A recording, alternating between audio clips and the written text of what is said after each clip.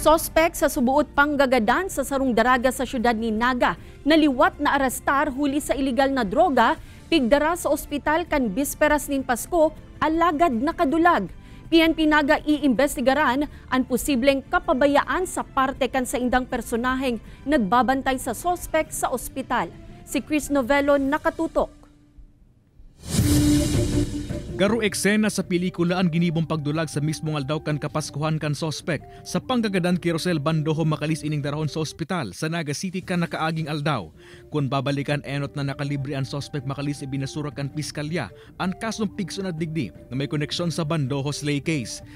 Disyembre 14 kan liwat ining nakulong, makalis banakop sa bypass operation kan mga otoridad. Hasta kan Disyembre 24, idinalagan ini sa ospital, makalis maginom subot ng sarong kemikal. Dumanaman kay ini ginibong magdulag. Ay nagpaalam na pupunta ng CR.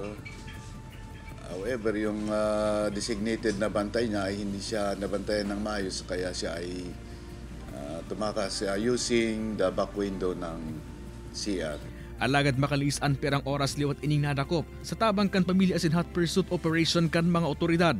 Kasi ang pamilya ang nagsabi, nag-inform sa PNP na andun siya sa barangay. So siguro sa pressure at nag-isip-isip siya with the guidance ng kanyang pamilya, kaya siya ay pumunta at nagsorinda sa barangay. Mientras tanto, iniimbestigaran naman kan mga otoridad ang posibleng kapabayaan sa parte kan nagbabantay digding pulis.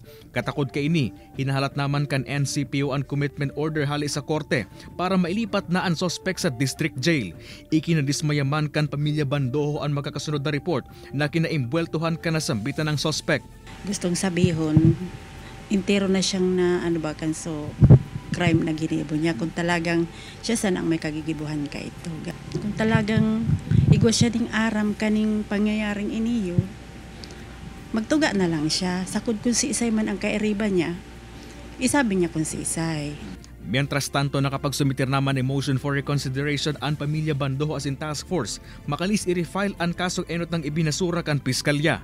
Kay banan si Carlo Abonita, Chris Novello, Balitang Bicolandia.